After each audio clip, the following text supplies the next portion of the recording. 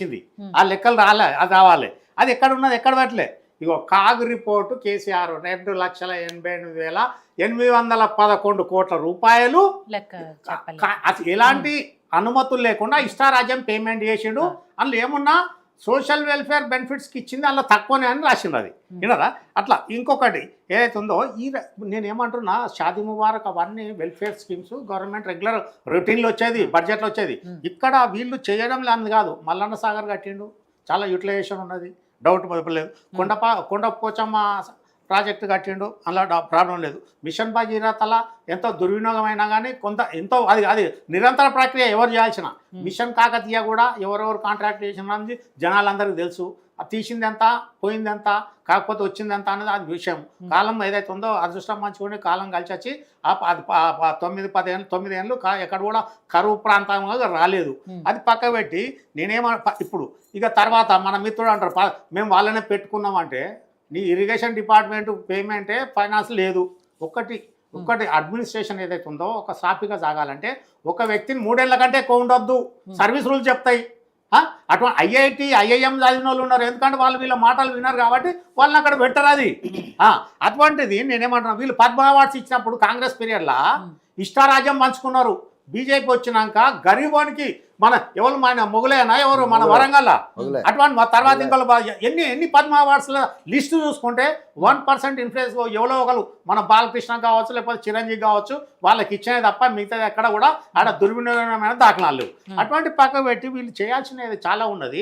ఇప్పుడు నేనేమంటున్నా విస్తగా, నువ్వు 1,34,000 జీవోలు తెస్తే భారతం చెప్తాను నేను. ఇప్పుడు అలా మొత్తం రామాయణం బయటకు వస్తుంది. అది చెప్పాలి. అది చెప్పరు. ట్రాన్స్పరెన్సీ అన్నది ఎక్కడా లేదు. వీళ్ళు కూడా వాళ్ళని పెట్టుకొని కంటిన్యూ అంటే మొత్తం దీని మీద లడ్నా రాత్ మే మిల్నా అన్న కాడుకున్నది. ఇక్కడ ఏదైతే ఉందో కాంగ్రెస్ గవర్నమెంట్ ఇక్కడ కూడా రేవంత్ రెడ్డికి ఫుల్ ఫ్రీడమ్ లేదు. ఆడ పార్టీ రూలింగ్లోకి వచ్చింది, సాగు తప్పి కన్నులొట్టబోయి బాల్ బతికి పట్టగట్టింది. రేవంత్ రెడ్డి పుణ్యం అంటూ కేసీఆర్ మీద దుమ్మెత్తిపోసుడు ఏకపక్షంగా చేసిన దానికే ఇలా కాంగ్రెస్ అధికారంలో వచ్చింది తెలంగాణలో. అంతేగాని కాంగ్రెస్ను చూసి కాంగ్రెస్ ప్రేమ మీద ఎవడు ఓటేయలేదు. వింటారా. దానికి వీళ్ళు ఏంటంటే బీజేపీ చేసిన సహకారం ఏంటంటే కేటీఆర్ పోయి కలవంగానే బండి సంజయ్ దించే వరకు మంచిగా వాళ్ళ గ్రాఫ్ పెరిగింది, వీళ్ళ గ్రాఫ్ డౌన్ అనేది, వాళ్ళ గ్రాఫ్ డౌన్ అయిపోయింది. ఇట్లా నేనేమంటున్నా, నేను ఇక్కడ ఒకటి నన్ను చెప్పినా అడ్మినిస్ట్రేషన్ ఒకటి నేను జరిగినా చెప్పు. లేదు నేను అదేం కాదు, నేను ఒక సబ్మిషన్ వాదించాను. ఎవరి మీద కోపంతోనో లేకపోతే ఎవరో ఏదో చేసిన దానికో కాంగ్రెస్ పార్టీకి ఓటేసినారు, గెలిపించినారు అన్నమాట నేను ఎక్కివ్వను. ఎందుకు అంటే సార్, ఎందుకంటే ఈ గెలుపు అనేది కాంగ్రెస్ పార్టీ తాలూకు కార్యకర్తలు చేసిన కష్టం. 10 ఏళ్ళు వాళ్ళ కడుపులో ఉన్నటువంటి ఆకలిని కన్నీళ్లతో నింపుకుంటే వచ్చిన ప్రభుత్వం కాంగ్రెస్ పార్టీ ప్రభుత్వం. ఎర్రటి ఎండలో అచ్చంపేట నుంచి హైదరాబాద్ వరకు పాదయాత్ర చేస్తే వచ్చిన ప్రభుత్వం కాంగ్రెస్ పార్టీ. మక్తల్ నుంచి జుక్కల్ వరకు భారత్ జోడో యాత్ర చేస్తే రాహుల్ గాంధీ గారు ఇక్కడికి వచ్చి ప్రతి GHMC కార్మికుల్ని సైతం కలిసి వాళ్ళ బాధలు తెలుసుకొని విని చేస్తే వచ్చిన కష్టం చేస్తే వచ్చిన ప్రభుత్వం కాంగ్రెస్ పార్టీ. కాబట్టి మీకు ఒకవేళ కాంగ్రెస్ పార్టీ ప్రభుత్వం నచ్చకపోతే మీరు ఆరోపణ చేయండి. నచ్చకపోతే మేము రాలేదు. మా గెలుపు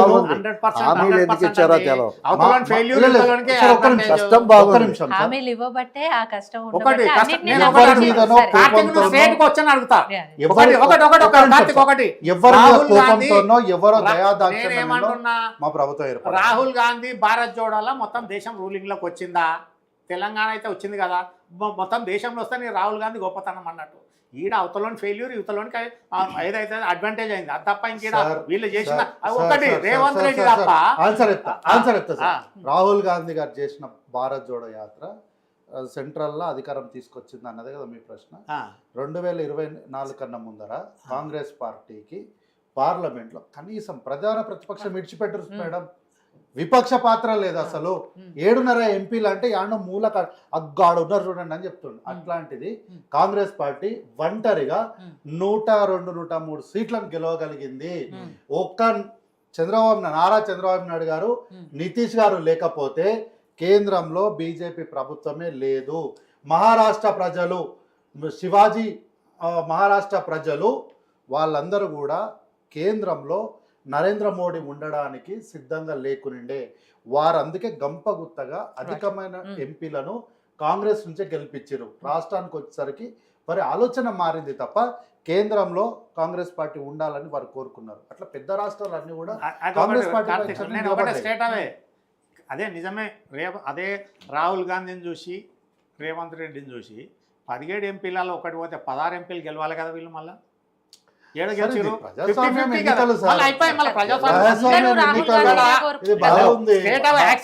రాహుల్ గాంధీని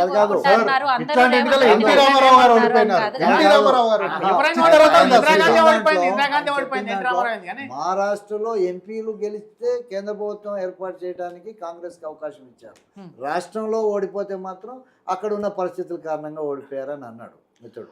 మరి అదే వైస్ వర్సా ఇక్కడ కూడా వస్తుంది.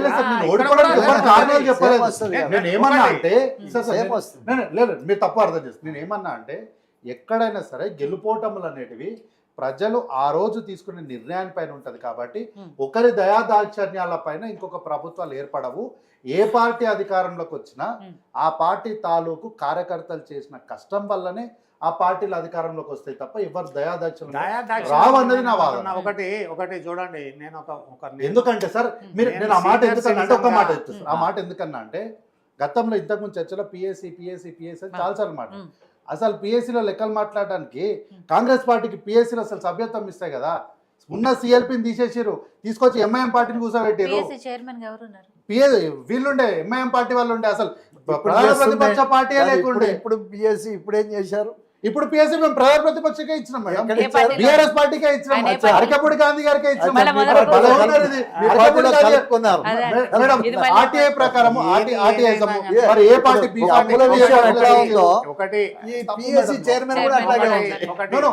కాంగ్రెస్ పార్టీ సభ్యత్వం ఇట్లా లెక్కలు అడుగుతామని కాంగ్రెస్ సభ్యత్వం మీరు అక్కడ విస్త గారు కార్తీక్ ఏం ఒప్పుకోకున్నా ఇక్కడ ఏకపక్షంగా ఒంటి చేత్తోని ఒంటి కాళ్ళ మీద సాధన చేసి గెలిచింది రేవంత్ రెడ్డి. పార్టీని అదే అధికారంలో తెచ్చింది బ్యాక్ బోన్. అయితే కాకపోతే ఇప్పటికి కూడా 6 మంత్రి పదవులు 16 నెలలు అవుతున్నది, ఇంకా అట్లనే పెండింగ్ లో పెట్టి 6 మంత్రి పదవులు అడ్మినిస్ట్రేషన్ అదొకటి. అందులో ఉన్న వాళ్ళని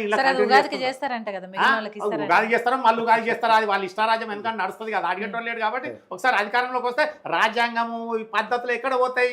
ఒక ప్రభుత్వ ఉద్యోగి 3 సంవత్సరాల కంటే ఒక్క శాఖలో ఉండకూడదు. ఎట్లా కంటిన్యూ అవుతున్నారు 10-15 ఏళ్ళ నుంచి? హైదరాబాద్లో ఉన్నాడు హైదరాబాద్లోనే పాతకపోతాడు, ఊర్లలో ఆదిలాబాద్ ఉన్నాడు ఆదిలాబాద్లో ఉంటాడు. అంటే ఆదిలాబాద్ ఉన్నోడికి తెలివి లేదు, వీనికి 4 చేయిలు ఉన్నాయి, 4 కళ్ళు ఉన్నాయి, 4 మెదళ్ళు ఉంటాయి. ఈ రకంగా ఏదైతుందో అడ్మినిస్ట్రేషన్ 100% వీళ్ళది కూడా వాళ్ళకు వీళ్ళకు తేడా లేదు, బడే బాయ్ చోటే బాయ్ అన్నట్టు ఉన్నది. అంతేగాని వీళ్ళు పరిపాలన రాసి మళ్ళీ కాంగ్రెస్ పరిపాలనకు రావాలంటే చాలా ఏదైతే ఉందో ఉధృతంగా ఉండాలి. ఇప్పటి కూడా ఇంపార్టెంట్ పోర్ట్ఫోలియోస్ సీఎం దగ్గర పెట్టుకొని ఆయనకి ఎక్కడ టైం ఉంటుంది? ఇక్కడ అడ్మినిస్ట్రేషన్ నడవాలన్న దాని మీద మనిషి ఎదుటి వ్యక్తి మీద నమ్మకం ఉండాలి, ఆర్గనైజేషన్ ఉండాలి. దాని మీద సచివాలయం అంటే దాన్ని సెక్రటరియట్ సచివాలయం అంటారు, మంత్రాలయం అన్నారు. సచివాలయంలో సచివులు ఎవరు కరెక్ట్ ఉన్నారు ఏందన్నది ఐఐటి ఐఐఎం మంచి ఎక్సలెంట్ నాలెడ్జ్ ఉన్నోళ్ళు తర ఉన్నోళ్ళు వాళ్ళ మీద ఇడిచిపెట్టాలి. కానీ ఇడిచిపెట్టరు కదా, ఈ ఈక్వేషన్స్ వేరే ఉంటాయి, అండర్స్టాండింగ్స్ వేరే ఉంటాయి. ఆ పద్ధతిలో నేనేమంటున్నా ఏది చేసినా కానీ నేను ఒక ఉద్యోగి చెప్తున్నా, ఒక గజిటెడ్ ఆఫీసర్, నాకు 38 ఏళ్ళు పనిచేసిన, నాకు తెలుసు ఎట్లా చేయాలన్న దాని మీద. కానీ ఇక్కడ ఏదైతుందో ఇక్కడ అపనమ్మకంతో పోయిన గవర్నమెంట్లో మంత్రులకు ఫ్రీడమ్ లేదు, ఈ గవర్నమెంట్లో ఉన్న మంత్రులు కోఆపరేషన్ లేదు. ఎక్కడ అడ్మినిస్ట్రేషన్ వస్తుంది? ప్రజలు లాస్ట్కి వస్తే ప్రతి దగ్గర రాజకీయంగా కానీ డిపార్ట్మెంట్ పరంగా కానీ ఏదైతుందో ప్రతి పరంగా ప్రతి అమాయకులే బలవుతున్నారు, సందలవుతున్నారు తప్ప వాళ్ళని ఆదుకునే పరిస్థితిలో. ఈవెన్ సెంట్రల్లో బీజేపీ గవర్నమెంట్ కూడా ఇప్పుడు వాళ్ళకి అందరికీ ఏం ఒరగబెడుతున్నది ఏం లేదు.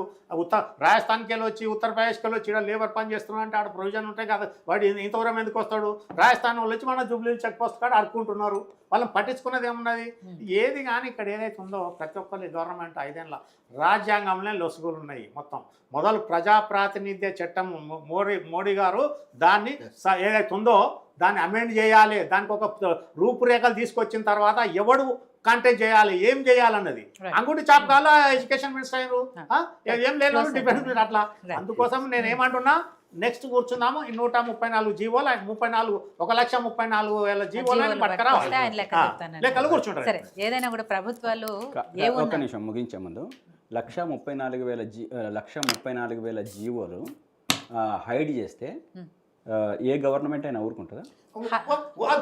వాళ్ళు యాడ్ చేస్తున్నారు కదా, వాళ్ళు కూడా యాడ్ ఏ చేస్తున్నారు. గవర్నమెంట్ అయినా 2 లక్షల చిల్లర జీవోలు మొత్తము పోర్టల్లో పెట్టని ఇప్పటికీ ఉన్నాయి. జీవో లెక్కలు చేస్తాయి కదా. జీవో ఒకటి కాదు మేడం, ఏ ప్రభుత్వం అయినా అరే ఇప్పుడు ఊరుకుంటానే, ఊరుకోకపోతే ఏం చేస్తున్నారు? లేని అప్పులు వాళ్ళు లేని వీళ్ళు అప్పులే పెట్టుకొని వాళ్ళు పెట్టుకొని నడిపిస్తున్నారు. లేని అప్పులే నాకు అవన్నీ 4 లక్షల ఇస్తున్నారు. దగ్గరనే 8 లక్షల కోట్ల మీరు రూపాయలు అప్పులు ఏదైనా అన్నోళ్ళు కానీ 1,34,000 అది కూడా పెద్ద ఎలిగేషన్ కదా మేడం. కావాలి. మీకు 1,34,000 జీవోలు ఉన్నాయనేది ఎక్కడ వచ్చింది? నేను మీకు పెడతా చూసుకొని మీకు పంపుతా. నేను 1,34,000 జీవోలు మీరు లెక్క చూసుకోండి. ఇప్పటిదాకా జీవోలు ఉన్నాయి, అవి ఇప్పటిదాకా పబ్లిక్ పబ్లిక్ అకౌంట్ లో రాలేదు. దాని మీద కేసు కూడా మేము వేసాము, ఆ. కేసు కూడా వేసాము నేను పంపుతా హైకోర్టులో. ఇస్తాగా మీకు. దానికి సంబంధించింది కూడా మీరు అవన్నీ కూడా పెట్టమని గవర్నమెంట్ కి ఇచ్చింది, ఆయన కూడా పెట్టలేదు. అది వాస్తవం, ఆ. పెట్టలేదు. జీవోలని అన్ని జీవోలు దాచి తొంగలో పెట్టలేదు. తొంగలో అన్ని పెట్టుకొని జీవోలు పని పెట్టలేదు. పెట్టకుండా దొంగ లెక్కలు అన్ని పెట్టకుండా పెట్టలేదు. ఎట్లుంటది? అది వాస్తవం, అన్ని పెట్టలేదు. అరే నేను కాదు చెప్పేది కదా, ఆ జీవో పోర్టల్ చెప్తాది. మీ జీవో ఆ రిజిస్టర్ జీవోలు బయటికి తీసుకురావాలి. అదే, అదే మేడం, ఆ అడుగుతున్నాను. జీవోలు బయటికి రాలని మొదట చెప్పింది మేమే మేడం. ఇప్పుడు దానికి ఉదాహరణ కూడా మీరు ఒక కూడా జీవో కలిపి చెప్పినారు.